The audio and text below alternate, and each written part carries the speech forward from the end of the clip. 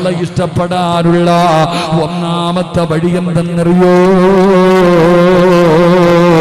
ഒന്നാമത്തെ വഴിയ് പടച്ചവനെ ഭയന്നുകൊണ്ട് ജീവിക്കല, അള്ളാനെ ഇഷ്ടപ്പെടല, അള്ളാഹുവിനെ ഇഷ്ടപ്പെടല.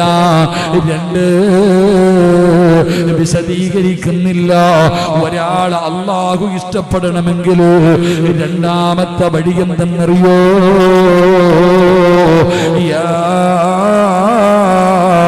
അയ്യുഹല്ലദീന ആമനൂ തൂബൂ